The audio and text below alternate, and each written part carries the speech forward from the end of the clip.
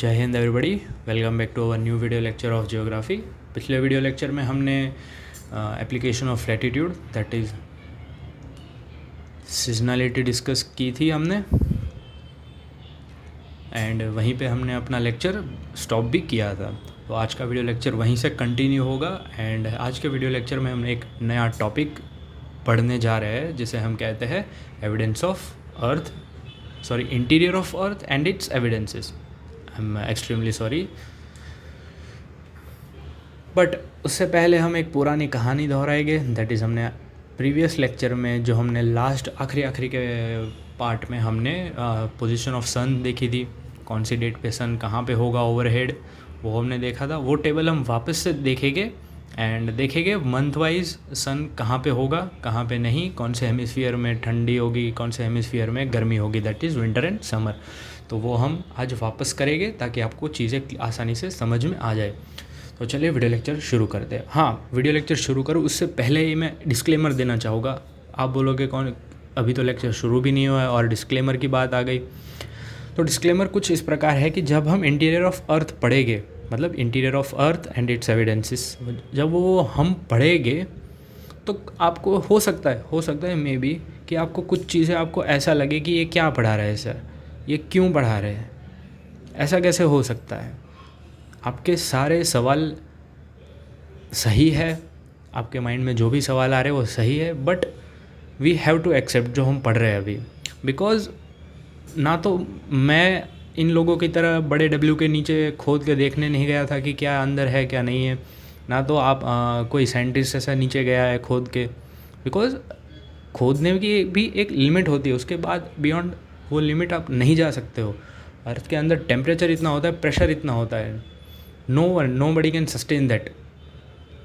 सो हमारे पास limited resources है पढ़ने के लिए, दैट इज़ डायरेक्ट एविडेंसेस की हमारे पास लिमिटेशन है। तो हम जो भी थियरी पढ़ते हैं वो इनडायरेक्ट रिसोर्सेज के थ्रू पढ़ते हैं, हम इनडायरेक्ट एविडेंसेस के थ्रू पढ़ते हैं। तो I hope I am clear to you all. चलिए वीडियो लेक्चर हम स्टार्ट करते हैं विदाउट वेस्टिंग एनी टाइम। याद रखना ये डिस्क्लेमर, ठीक है। चलो आगे बढ़ते हैं। चलिए पुरानी कहानी पहले से दोहरा देते हैं हम। अपने आप को आप इमेजिन करो, देखो रटो मत, जितना रटने की कोशिश करोगे आप उतनी ही चीज़ें भूलोगे, आई एम डैम श्योर। तो बेटर यही है आप इमेजिन करो, चीज़ों को समझो। इमेजिन करो मैं जब जून महीना कह रहा हूँ तो जून महीने में आप क्या कर रहे होगे। आप में से कोई बोलेगा सर गर्मी लग रही होगी, आप में से कुछ शायद हो सकता है बोलेगे कि सर हमारी गर्मियों की छुट्टी हो रही है, स्कूल की छुट्टी हो रही होगी। तो आप देखो, जब मैंने जून महीना बोला, लेट अस से दिस इज सन, तो जून महीने में अगर हमें गर्मी हो रही है विथ रिस्पेक्ट टू, मैं नदर्न हेमिस्फीयर की बात कर रहा हूँ, तो जून महीने में जब हमें गर्मी लग रही होगी तो आप खुद इमेजिन करो कि अर्थ का जो दो हिस्से होते हैं अर्थ के, northern hemisphere and southern hemisphere. अब खुद सोचो कौन सा हेमिस्फीयर सन को डायरेक्टली फेस कर रहा होगा। तो ऑब्वियसली हमें नदर्न हेमिस्फीयर में गर्मी लग रही है जून के महीने में, तो नदर्न हेमिस्फीयर ही डायरेक्टली फेस कर रहा होगा सन को।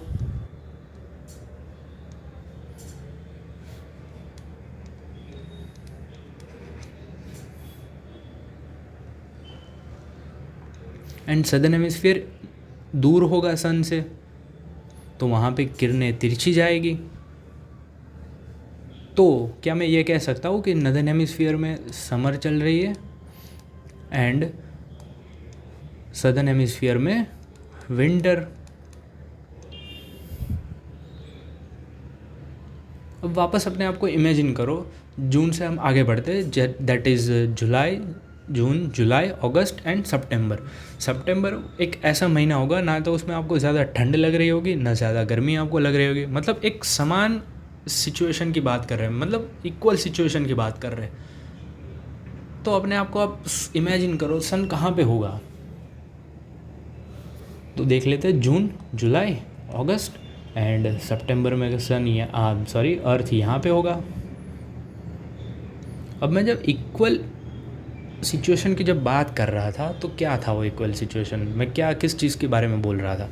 तो आप खुद देखो, जो सन है, जब अपनी रेज आएगी, सन की रेज अर्थ पे, तो आप सोचो क्या टिल्टेशन से कोई फ़र्क पड़ रहा है अर्थ पे।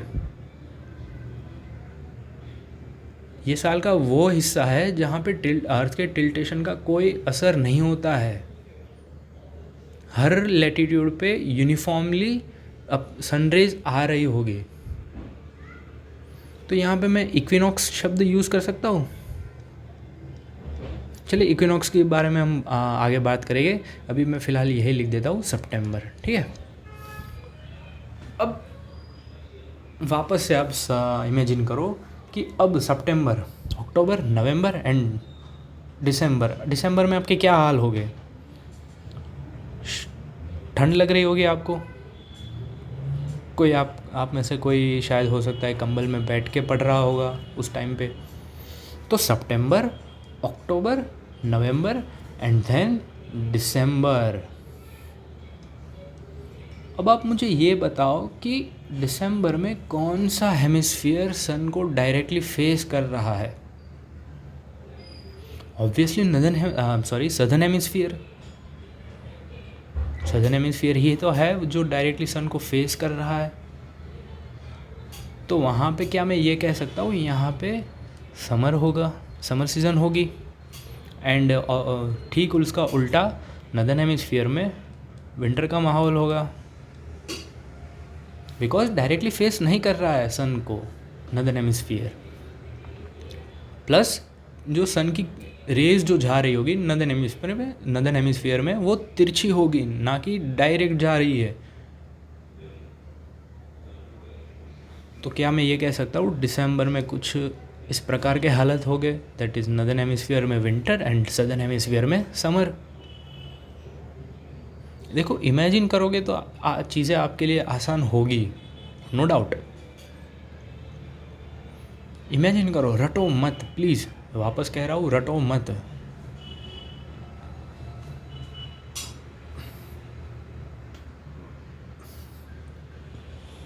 I am sorry.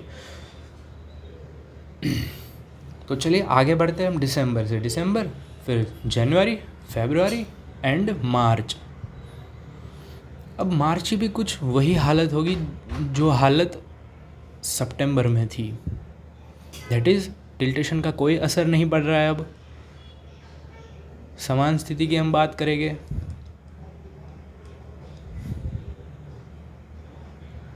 अब फिर से मार्च के बाद अप्रैल, मई एंड वापस जून। ये साइकिल पूरी चलती ही रहेगी, पूरे साल वापस रिपीट होती जाएगी, हर साल रिपीट होगी। तो चलिए अब कुछ इंपॉर्टेंट टर्म्स हम डिस्कस कर लेते हैं, दैट इज सोलिस्टिस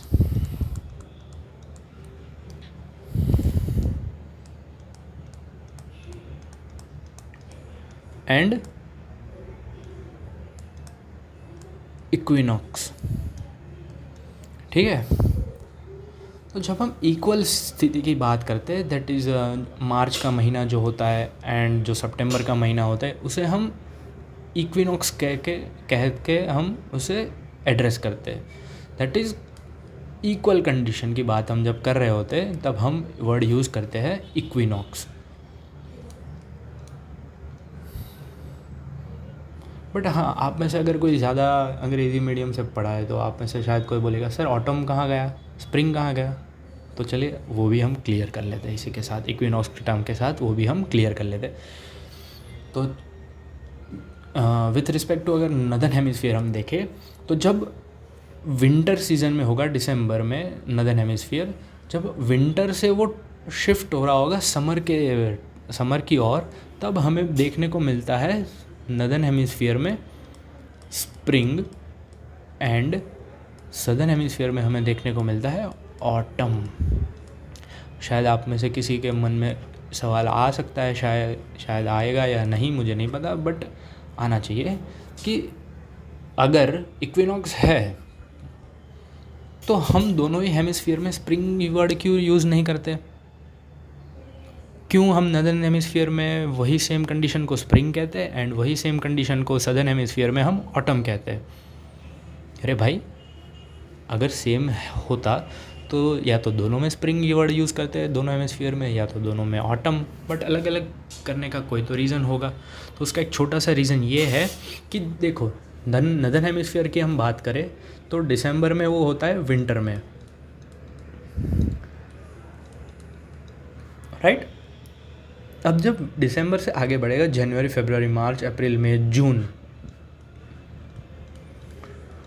तो वो विंटर से आगे बढ़ के समर की ओर जा रहा होगा। मतलब ये बीच वाला स्टेज है, मतलब चेंजिंग वाला स्टेज है, मतलब अब चेंज हो रहा है, सीज़न चेंज हो रही है फ्रॉम विंटर टू समर। तो जब विंटर से समर की ओर जाएंगे हम, तो तब हम वर्ड यूज़ करते हैं स्प्रिंग। एंड ठीक उसका उल्टा, जब समर से हम विंटर की ओर जब बढ़ते हैं तब हम वर्ड यूज़ करते हैं ऑटम। ये एक डिफरेंस है छोटा सा, अब याद कर लो। अब बात करते हैं हम सोलिस्टिस की।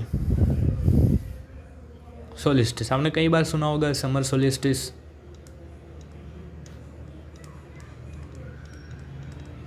या तो आपने कई बार सुना होगा term winter solstice.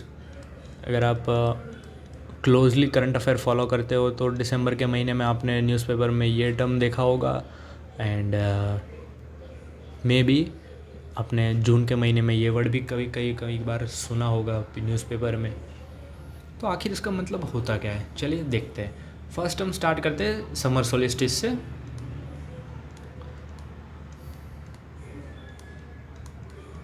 That is हमें देखने को मिलता है, कब देखने को मिलता है, याद करो पिछले वीडियो लेक्चर में हमने ये सब देखा था। दैट इज़ 21 जून। वैसे समर सोलिस्टिस देखने को मिलता है 21 जून में। तो ऐसा तो क्या होता है कि हम वर्ड यूज़ करते हैं समर सोलिस्टिस। चलिए नेक्स्ट स्लाइड में हम देख लेते हैं। This is our beloved earth, this is tropic of Cancer, this is tropic of Capricorn, and this is 0° equator.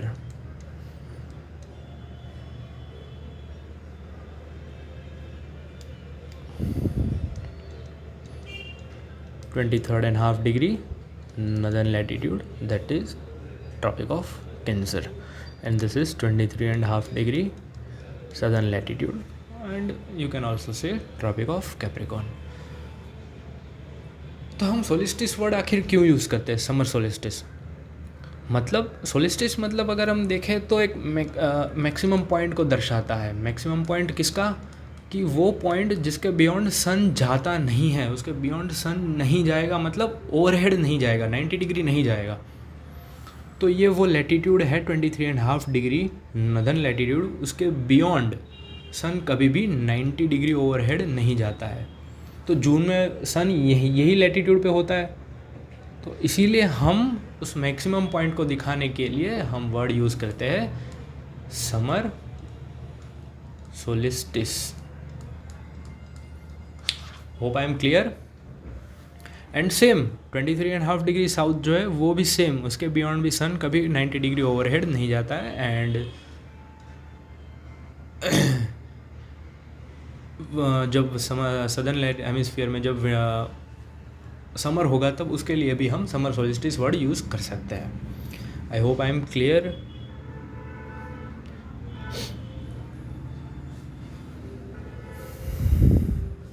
तो आई होप आपको ये समर सोलिस्टिस जो टर्म है आपको समझ में आ गई होगी। ये डेट आप प्लीज़ नोट डाउन कर लीजिएगा,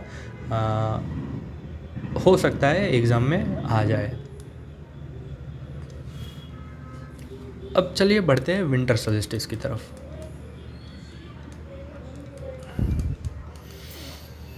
अब विंटर सोलिस्टिस मतलब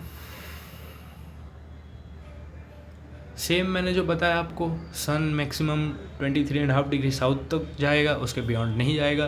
तो वही मैक्सिमम पॉइंट को दर्शाने के लिए हम सोलिस्टिस का इस्तेमाल, सोलिस्टिस टर्म का इस्तेमाल हम करते हैं। आई होप आपको पता चल गया होगा ये। अब देख लेते हैं, आपने कई बार length of day and night पे भी क्वेश्चन यूपीएससी में हमने देखे हैं, आए हैं प्रीवियस ईयर तो वो भी हम देख लेते क्या कब होगा।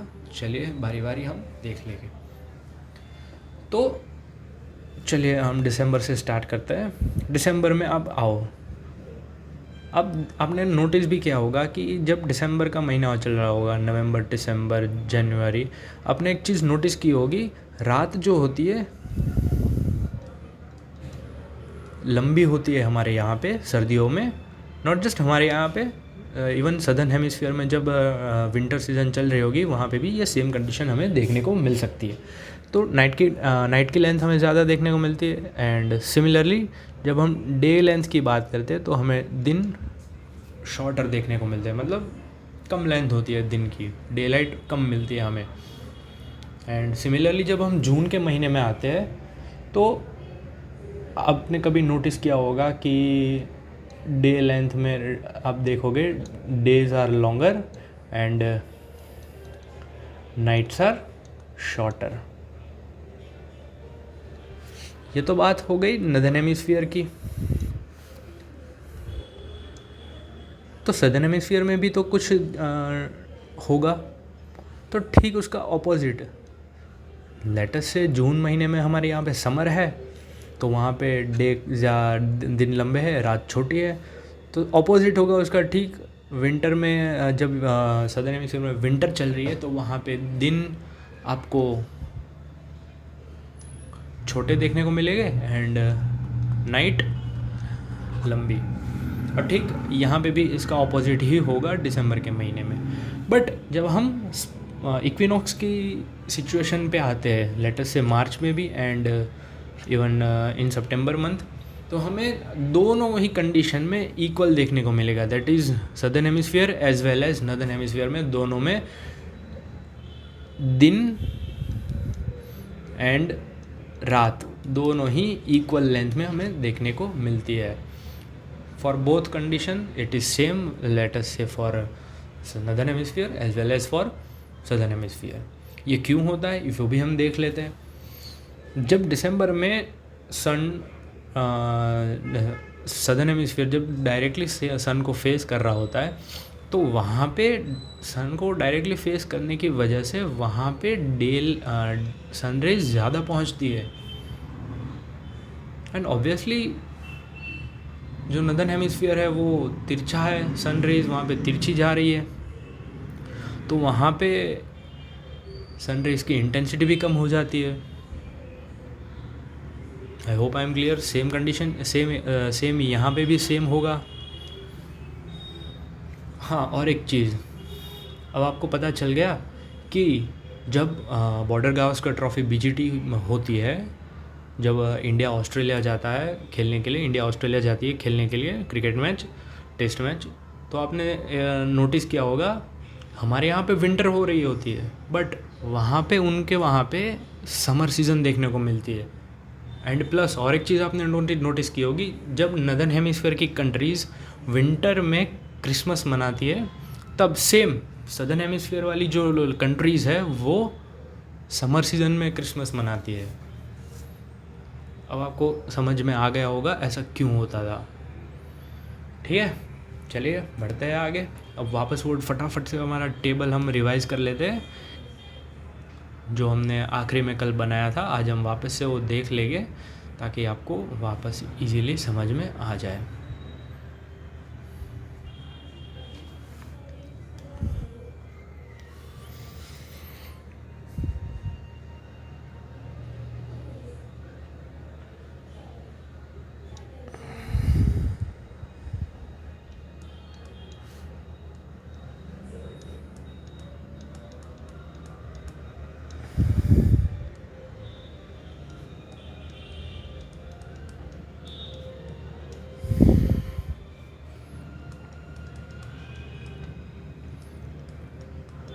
This is Tropic of Cancer and this is Tropic of Capricorn. ठीक है, चलिए फटाफट से वो टेबल हम एक बार रिवाइज कर लेंगे वापस।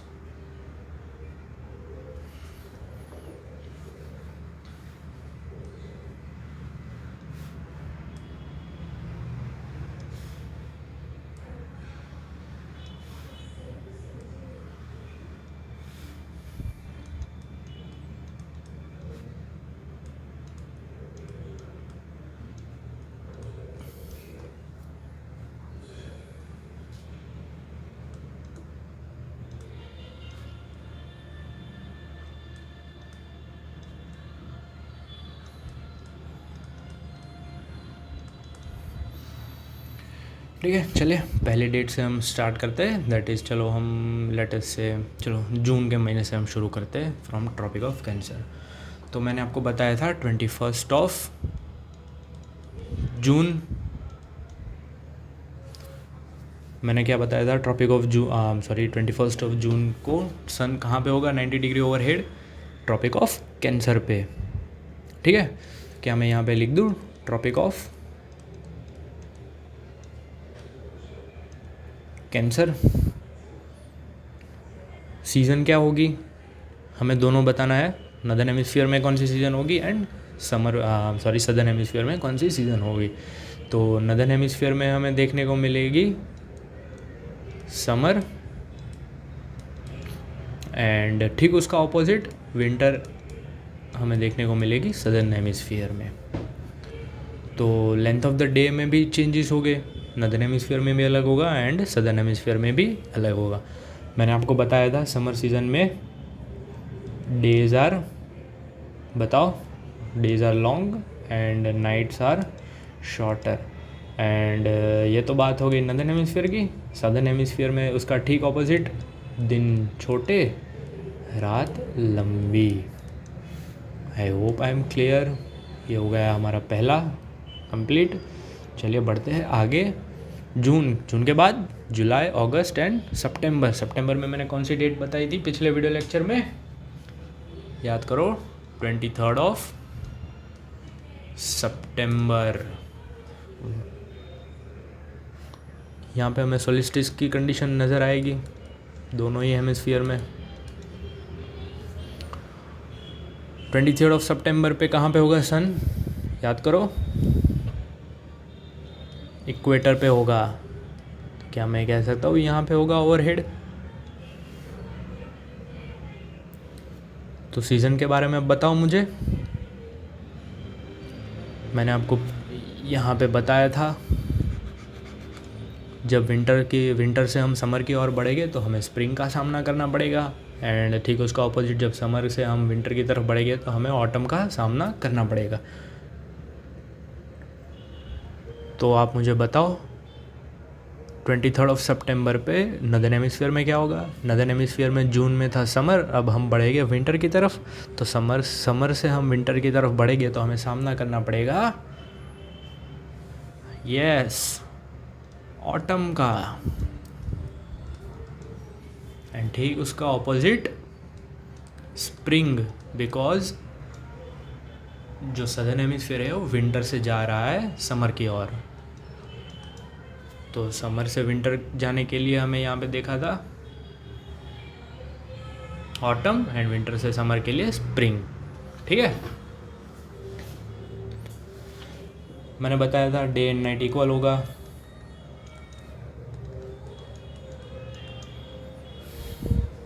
ये हमारा सेकंड रो भी कंप्लीट एंड फिर आगे बढ़ता है सितंबर से आगे हम बढ़ेंगे अक्टूबर, नवंबर एंड देन दिसंबर में मैंने बताया था सन होता है ट्रॉपिक ऑफ कैप्रिकॉर्न पे।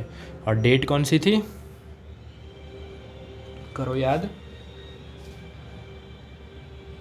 22 दिसंबर।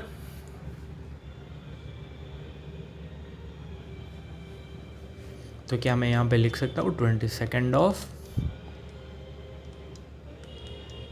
दिसंबर, सन कहाँ पे होगा, ट्रॉपिक ऑफ कैप्रिकॉर्न। अब विंटर सीजन कहाँ पे होगी, नदर्न हेमिस्फीयर में एंड समर कहाँ पे होगी, ये वही महीना है जब हम बॉर्डर गावस्कर ट्रॉफी खेलने जाते हैं ऑस्ट्रेलिया में और हमें समर सीज़न का सामना करना पड़ता है वहाँ पे। तो यहाँ पे अब क्या होगा, नदर्न हेमिस्फीयर में दिन छोटे रात लंबी एंड ठीक उसका ऑपोजिट दिन लंबे एंड रात छोटी इन सदर्न हेमिस्फीयर। चलिए तीसरी रो हमारी कंप्लीट हो गई एंड बढ़ते हैं हम लास्ट रो में, that is December, January, February and March में मैंने कौन सी डेट आपको बताई थी पिछले वीडियो लेक्चर में, 21 मार्च सन कहाँ पे होगा? इक्वेटर पे। मतलब आप देखो, पहले जून में यहाँ पे था, देन जून जुलाई अगस्त सितंबर, देन अक्टूबर नवंबर दिसंबर, फिर जनवरी फरवरी एंड मार्च में यहाँ पे वापस आ जाएगा। एंड देन फिर से अप्रैल में जून जुलाई अगस्त सितंबर, ये पूरी साइकिल वापस रिपीट होती रहेगी। तो इक्वेटर पे यहाँ पे होगा सन। तो अब वापस से दिमाग के घोड़े दौड़ाओ, क्या होगा, कहाँ पे क्या नहीं होगा, आप मुझे कमेंट सेक्शन में आप मुझे बताओ कौन से हेमिस्फीयर में ऑटम होगी एंड कौन से हेमिस्फीयर में स्प्रिंग होगी। ठीक है, और same equal day equal night almost equal देखने को मिलेगा दोनों हेमिस्फीयर में। ठीक है, आई होप आई एम क्लियर, आपको ये समझ में आ गया। एक और चीज़ मैं आपको बता दूँ, आपने देखा यहाँ पे कि सन मैक्सिमम इन्हीं लैटीट्यूड पे दिख रहा है हमें, from 23.5 degree north to 23.5 degree south, यानी कि बस इतने में हमें सन देखने को मिलता है। तो आपको नहीं लगता है कि ये रीजन में गर्मी ज़्यादा होगी? क्योंकि डायरेक्टली सन इन्हीं लैटीट्यूड के बीच में घूम रहा है, इसके बियॉन्ड तो जा ही नहीं रहा है सन 90 डिग्री, तो गर्मी ज़्यादा होगी। गर्मी ज़्यादा है तो ह्यूमिडिटी ज़्यादा होगी। ह्यूमिडिटी, हाँ चलो मैं वापस बता देता हूँ, गर्मी ज़्यादा है तो ह्यूमिडिटी ज़्यादा होगी। अब ह्यूमिडिटी ज़्यादा है तो रेनफॉल भी ज़्यादा होगा। अब रेनफॉल ज़्यादा है तो ज़्यादा हमें फॉरेस्ट कवर देखने को मिलेगा। अब ज़्यादा रेनफॉल है तो जो फॉरेस्ट हो गए वहाँ पे पेड़ बहुत लंबे हो गए। क्योंकि अगर देखो, पेड़ अगर छोटा रह गया तो उसे सनलाइट मिलेगी नहीं। क्यों? सारी सनलाइट तो बड़े ट्रीज़ ले जाएंगे। तो इसीलिए ट्रीज़ भी अपने आप को इवॉल्व करते हैं एंड उसकी हाइट भी इक्वेटोरियल रीजन पे हमें ज़्यादा देखने को मिलती है, ताकि ट्रीज़ मतलब सनलाइट ले पाए। तो ज़्यादा रेनफॉल है तो आपको क्या लगता है, रूट्स लंबे हो गए ट्रीज़ के? नहीं, ट्रीज़ के रूट्स छोटे हो गए, शॉर्टर रूट्स हो गए। बिकॉज लंबे रूट्स वहाँ पे हो गए, आप समझो, लंबे रूट्स वहाँ पे हो गए जहाँ पे पानी की कमी होगी। तो रूट्स अपने आप को लंबे करते हैं to seek water from ground. But यहाँ पे तो वो हाल है ही नहीं, पानी हर जगह पे अवेलेबल है ड्यू टू रेनफॉल। पूरे साल रेनफॉल होगा, तो रूट्स लंबे तो मतलब नहीं होंगे ये रीजन्स में। आई होप आपको समझ में आ रहा है। प्लस अब देखो डेंस फॉरेस्ट कवर है इन रीजन्स में, डेंस है। तो क्या आपको लग रहा है दौड़ने वाले जीव आपको ज़्यादा देखने को मिलेंगे? नहीं, रेंगने वाले जीव आपको ज़्यादा देखने को मिलेंगे, दैट इज़ रेप्टाइल्स, मगरमच्छ वगैरह। प्लस ये तो बात हो गई फॉरेस्ट और वाइल्ड लाइफ की। दूसरी बात हम एक ये भी नोटिस कर सकते हैं कि अगर देखो ज़्यादा ह्यूमिडिटी है तो आपको ये नहीं लगता है कि डिसीज़ भी मोर डिजीज़ भी होगी, मतलब रोग भी ज़्यादा हो गए, specially fungal infection. Because fungi जो मतलब फंगस जो होता है वो ह्यूमिड रीजन में थ्राइव करता है। Humid regions are perfect for fungus to grow. तो इसीलिए आपने कई बार सुना होगा कि Africa is birth place of disease.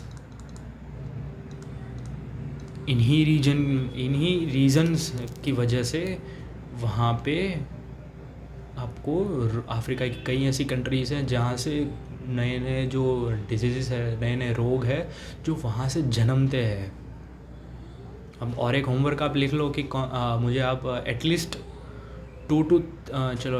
2 से 3 डिजीज़ के नाम आप मुझे बताओ जिसका बर्थ अफ्रीकन कंट्रीज़ में हुआ है। ठीक है, ये आपका हो गया होमवर्क।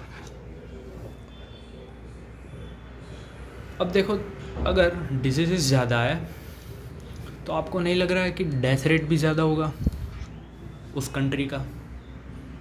अब डेथ रेट ज़्यादा है तो ऑब्वियसली बर्थ रेट भी ज़्यादा ही होगा उसको कंपनसेट करने के लिए। अब डेथ रेट ज़्यादा है तो ऑब्वियसली जो वर्क एफिशिएंसी है किसी भी इंसान की वो कम होगी, and thus it will lead to under development.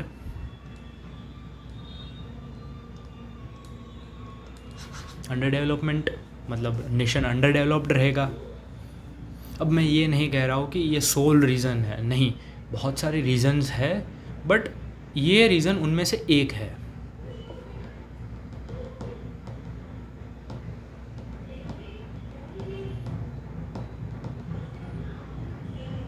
आपने एक चीज़ और नोटिस की होगी, जो कंट्रीज़ टेम्परेट रीजन्स में है, that is beyond 23.5 degree north to 66.5 degree north and south, दोनों में, सदर्न हेमिस्फीयर में एंड नदर्न हेमिस्फीयर में। वहाँ पे हालांकि सदर्न हेमिस्फीयर में तो हमें लैंड मास इतना नहीं देखने को मिलता, बट नदर्न हेमिस्फीयर में जो भी टेम्परेट रीजन में जो नेशंस है वो डेवलप्ड नेशंस है।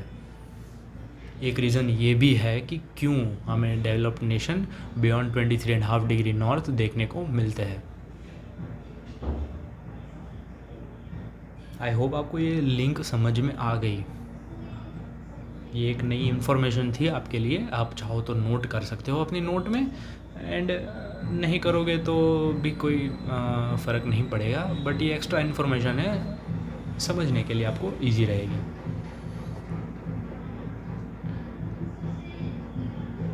आई होप आई एम क्लियर।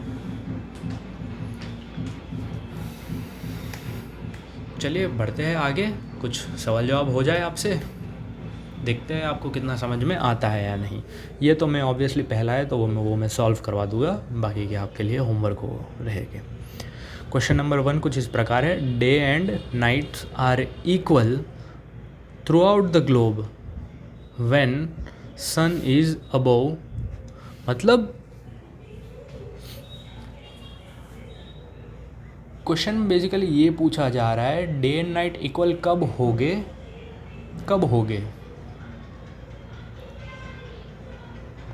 मतलब सन कौन से लॉन्गिट्यूड को डायरेक्टली फेस करेगा, एंड कौन डायरेक्टली फेस करने की वजह से एक कंडीशन पैदा होगी equal day and equal night, तो कब होगी? तो क्वेश्चन में यही पूछा है।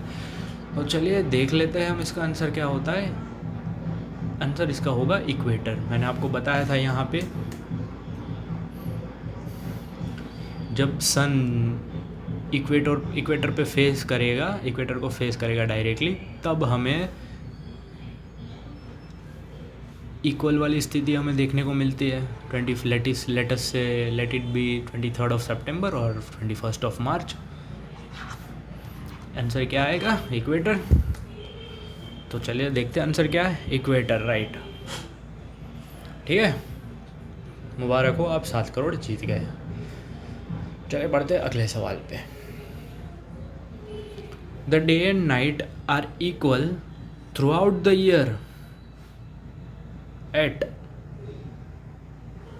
मतलब बेसिकली ये पूछ रहा है कि हर साल डे एंड नाइट की जो लेंथ है वो इक्वल कब होगी, कहाँ पे होगी, कहाँ पे होगी। मुझे नहीं लगता इसका जवाब अभी आपको ज़्यादा सोचने की ज़रूरत पड़ रही होगी इस पर। ऑब्वियसली इक्वेटर पे आएगा इसका आंसर। आई एम सॉरी, मैंने आंसर बता दिया आपको। चलिए कोई बात नहीं, अगले सवाल की तरफ बढ़ते हैं।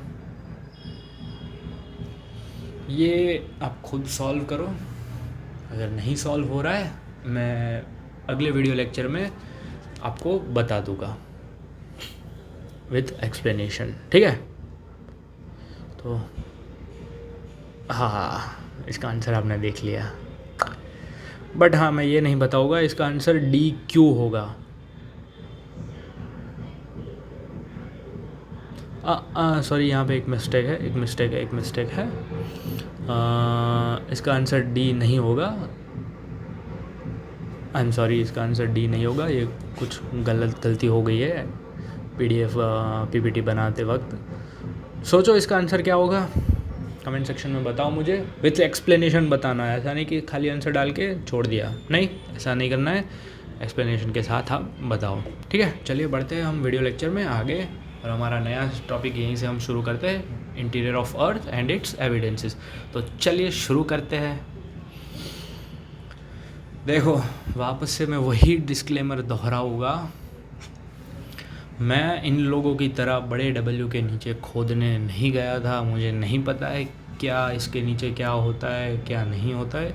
जो मैं आपको सिखाऊंगा वो एक वाइडली एक्सेप्टेड थियरी है। हो सकता है कल उठ के कोई एक नई और थियरी आ जाए जो ये थियरी को, एग्जिस्टिंग थियरी को गलत प्रूव कर दे। हो सकता है, मैं मना नहीं कर रहा हूँ।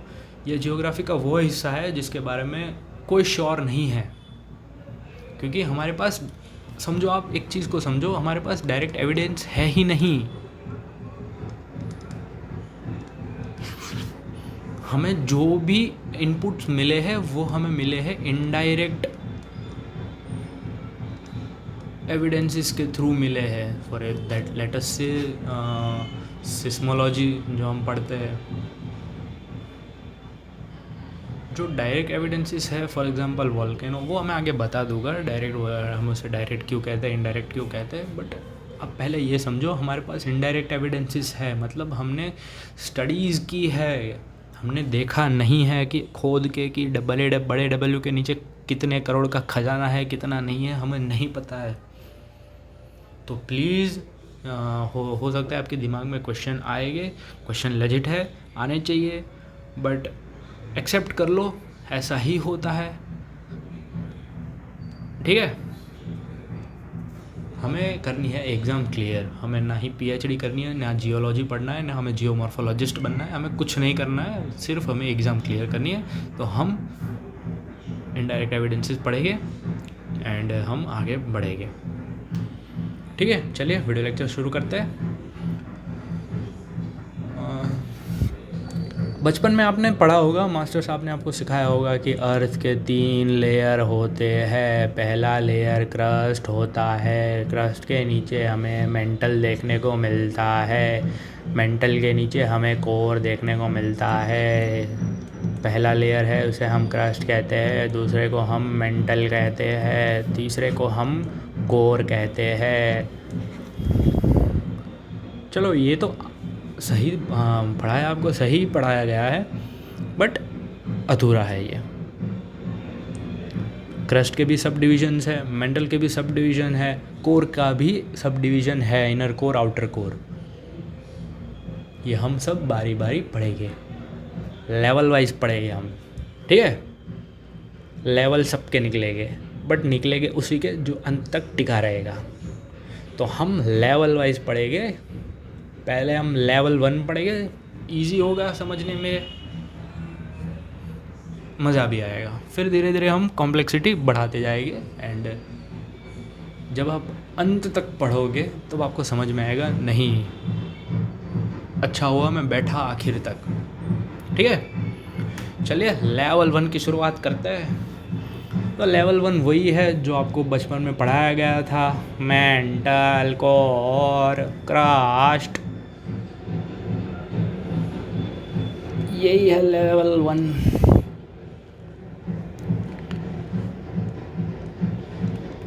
Crust, mental, core. अब सोचो कि अगर मैं चाहता तो हर जगह मैं तीनों लेयर को एक ही नाम दे देता, क्रस्ट, या तो तीनों लेयर को मैं एक ही नाम दे देता, मेंटल, या तो लेयर ही ना बनाता, मैं अर्थ को एक पूरा सॉलिड ही बना देता। लेट अस से ये अर्थ है, ये पूरा अंदर से सॉलिड है, अंदर कुछ सब एक जैसा है, अंदर सब कुछ एक समान है। मुक्ति मिल चुकी है इस चीज़ को अब। बट नहीं, हम अलग अलग लेयर क्यों बनाते हैं? हो सकता है कुछ चेंजेस आ रहे होंगे, कुछ एक सर्टन डेप्थ के बाद चेंजेस हमें आना स्टार्ट देखने को मिल सकता है। तो गड़बड़ घोटाला हो रहा होगा ना, तभी जाके हम अलग अलग लेयर बना रहे हैं। कुछ शायद हो सकता है कुछ मिनरल कंपोजिशन चेंज हो जा रहा है। तो कुछ उसी प्रकार का है। देखते हैं क्या है लेवल्स, लेवल 1 में भी क्या क्या लेवल्स है वो देखते हैं।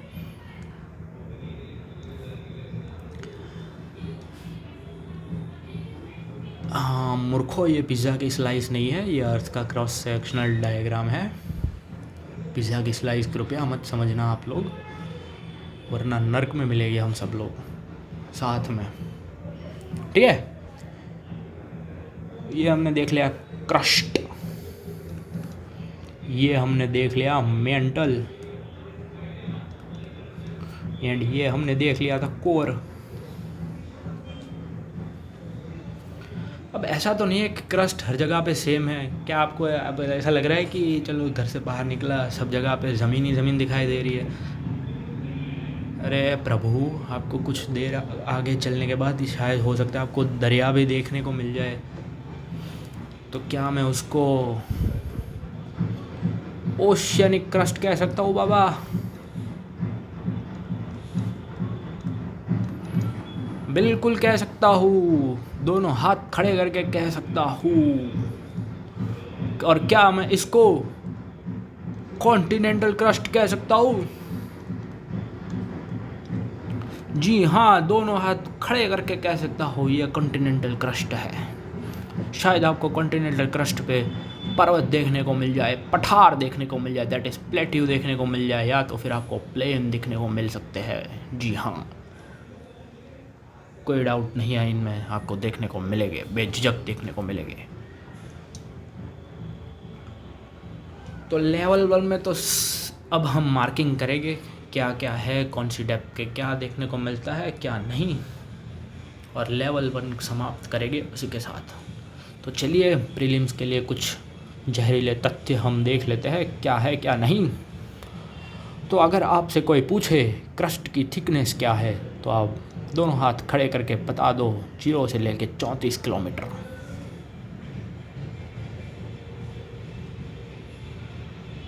ठीक है, बट ये तो बात हो गई कॉन्टिनेंटल क्रस्ट की। ओशनिक क्रस्ट की थिकनेस कौन बताएगा? उसकी थिकनेस होती है 0 to 5 किलोमीटर।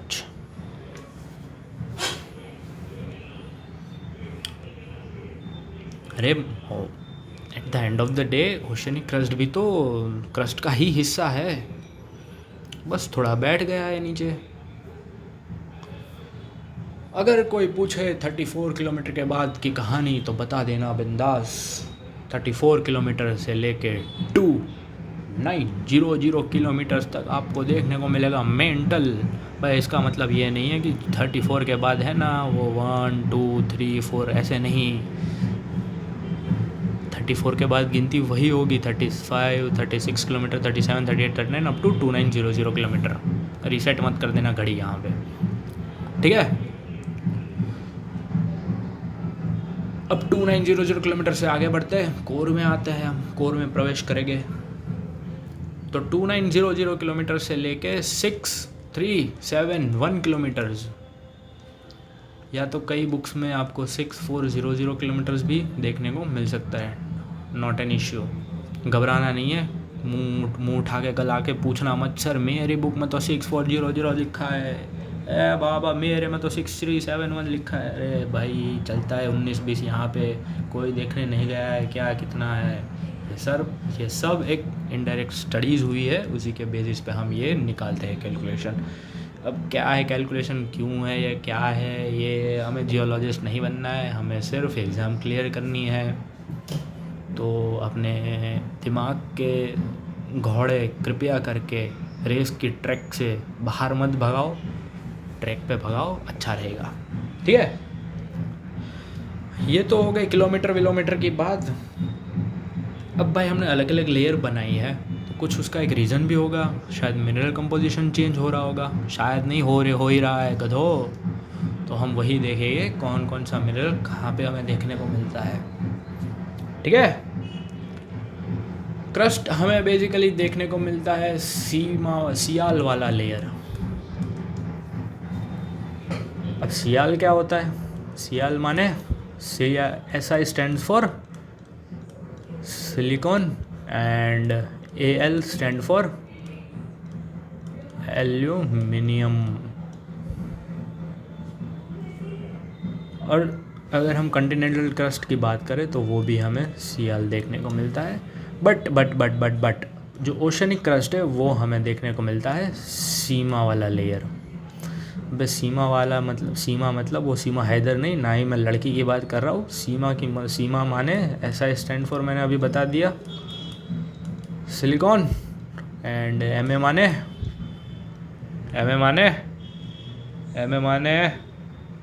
मैग्नीशियम। पक्की बात 100% एम ए माने मैग्नीशियम। फिर आगे बढ़ते हैं मेंटल में। तो मेंटल में हमें सेम वही सीमा वाली कहानी देखने को मिलती है। सीमा हैदर की कहानी नहीं, ये सिलिकॉन एंड मैग्नीशियम वाली कहानी। बट जैसे ही हम कोर में आते हैं हमें मिनरल कंपोजिशन एकदम से अलग चेंज होते हुए दिखता है। क्या दिखता है? नाइफे वाला लेयर। अब नाइफे क्या है? कौन से भूत का नाम है? NiFe stands for Na stands for nickel and Fe stands for iron. अब ये Fe का आयरन के साथ क्या कनेक्शन है वो 11वीं की आप प्लीज़ केमिस्ट्री की किताब पढ़ लो अगर आपको इतनी पंचायत करनी है। वो पीरियोडिक टेबल में आयरन को Fe लिखते हैं, तो मैंने यहाँ पे Fe लिख दिया है, ठीक है। और माथाकूट नहीं करनी है इसमें हमें। और एक चलो आखिरी पॉइंटर मैं आपको बता देता हूँ। आपके दिमाग में एक सवाल आना चाहिए कि कौन सा पोर्शन बड़ा है कौन सा छोटा है। तो मैं आपकी क्यूरियोसिटी के लिए मैं लिख देता हूँ, मेंटल सबसे बड़ा है, देन आता है कोर एंड सबसे छोटा क्रस्ट। ये ऑलमोस्ट 84 to 85% कवर करता है अर्थ को। कोर करता है 14 to 15% एंड क्रस्ट बेचारा मुश्किल से 1% कर पाता है, थक जाता है इतने में ही। आई होप लेवल 1 आपको समझ में आ गया है। अब लेवल 1 में इससे ज़्यादा चर्चा करने के लिए हमारे पास कुछ है नहीं, तो आज का वीडियो लेक्चर हम यहीं पर समाप्त करते हैं एंड मिलते हैं, बढ़ते हैं आगे नहीं, मिलते हैं अगले वीडियो लेक्चर में। तब तक के लिए जय हिंद। लिख के दे देता हूँ जय हिंद। हाँ, और एक इम्पोर्टेंट नोटिस आपको देना चाहता हूँ। अगर आप पिछले वीडियो लेक्चर्स रिकॉल नहीं कर पा रहे हैं तो प्लीज़ या तो वीडियो आप 2-3 बार देखो वापस, या तो मेरी एक ट्रिक है रिवीजन की वो आप अपना सकते हो। ये बेसिकली मेरे सर ने मेरे को दी थी ये ट्रिक, मैं आपको पास ऑन कर रहा हूँ। करना क्या है, लेट अस से एक दिन में आपने XYZ टॉपिक पढ़ा, कोई एक सब्जेक्ट का XYZ टॉपिक पढ़ा, तो क्या करोगे? सोने से पहले आप ब्लैंक पेपर लोगे, जितना पढ़ा है उतना टेपो, बिना देखे टेपो, जितना आता है टेपो, गलत तो गलत, सही तो सही, टेपो बिना देखे पर।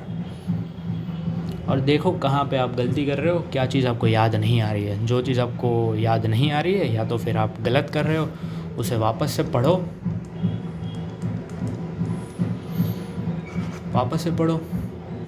वापस से ब्लैंक पेज में वही चीज़ें टेपो। एक बार करो, 2 बार करो, 3 बार करो, एक बार तो खोपड़ी में घुसेगा। कोई एक बार तो ऐसे कोई एक प्रयास तो आपका वो होगा जिसमें आपकी खोपड़ी में चीज़ें घुस रही है।